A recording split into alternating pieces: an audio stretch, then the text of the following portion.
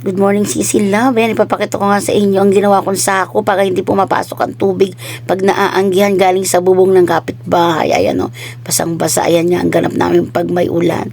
Dahil nga naglagay sila ng takapal, tapos umaanggi sa pinto ang bagsak ko. Ayan yung takapal nila. Diyos ko, dahil kami din binabaha. Pero di naman ganun kalakas. Ayan, tapos ito na nga ang first day of school. Ayan, busy na naman ang nanay natin. Tapos na ang bakasyon. Tapos na sa bahay. Tayo naman ay balik sa ating gawain. Bago gigising ng umaga ng 3 a.m. Ganon din ba kayo mga nanay? Ako kasi 3 a.m. ako nagigising. Nagluluto ako ng almusal nila na pwedeng maluto katulad na itlog o kaya nilagang itlog. Yung mabilis lang siyang ma-prepare. Tapos magluluto ako ng kanin para sa baon ng asawa ko at saka sa almusal ni Yang Yang. Tapos ang gagawin ko naman pag may bahaw, nagsasangag ako.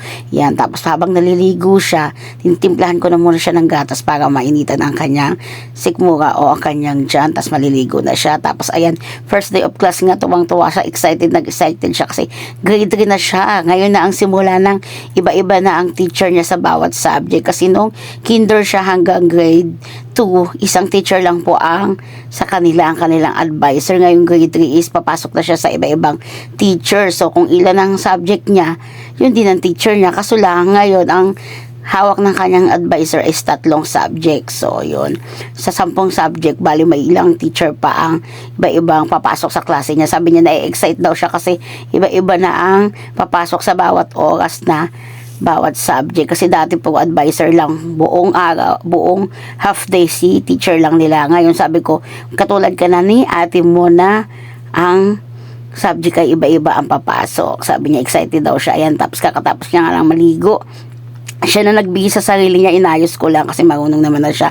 Dahil nagluto nga ako ng baon ni papa niya at lalagyan ko din ng yung papa niya ng baonan ng kanin. Tapos yung ipe-prepare ko yung iiwan kong pera sa kanya kasi mas mauuna kasi kaming aalis sa kanya kasi mga sisilab kami ay naglalakad lang papasok. So dapat mga 5-10 makalabas na kami dito. 15 minutes kami naglalakad everyday, exercise ko na rin. Tapos mga 5:45 makakarating kami sa school o 5:40, 5:55 yun. Hindi naman kami masyadong nalilate. Tapos pinagupitan ko nga siya ng buhok dyan kasi sobrang haba talaga nung grade 2. Yung buhok niya abot na po talaga sa kanyang puwet. Tapos ang hirap pong ipitan kasi lahat po yan talaga hanggang dulo iniipitan ko. Kasi ayaw ko talagang nakalugay yung buhok ng mga anak ko. Dalawang ang babae yan. Ayaw kong naiistorbo sila na hawi ng hawi sa buhok nila.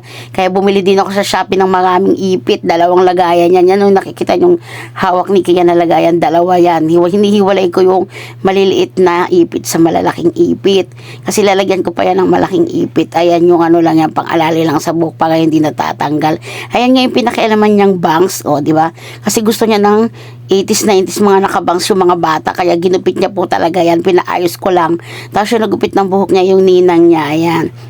Di ba mabilis na ang ipit namin dyan, 5:00 pa nga lang yan, tapos na kami nakakain na, nakaligo na, o di ba samantalang dati talaga ay Diyos ko, mag-6 na lang nag-iipit pa kami ng buhok kasi ayoko talaga siyang papasok na maiistorbo siya, wala siyang gagawin sa school, di hawiin ang kanyang buhok sa sobrang haba. Kaya ayan, ginawan ko na siya ng ipit. Ayan po, ayan kakulay ng kanyang school uniform ng kanyang ipit. O diba, tapos nagsalita pa nga siya sa camera na first day of school. Ayan ang sabi niya, sobrang saya niya talaga. Nung naliligo ko siya, pakanta-kanta pa siya. Yung mga anak niyo ba mami, pag first day of school excited, tapos mga kalagitnaan na ang hirap ng gisingin. Pero yan si Kia, hindi yan mahirap gisingin kasi isang pag tumayo na ako para bumangon, gising na din yan. Pero minsan talaga pag napupuyat yan, minsan pag nakikiano siya sa atin yan, nagpupuyat, ayan, ang hirap din gisingin. Pero hindi naman kami umaabot ng umiiyak siya. Tapos yan, sinukat niya na nga yung bag niya at saka yung tubig niya, ginano ko nga baka kasi tumulo. Tapos binawi ko ulit sa kanya kasi ako talaga magbibitbit niya. Yun lang, maraming salamat sa nanonood ng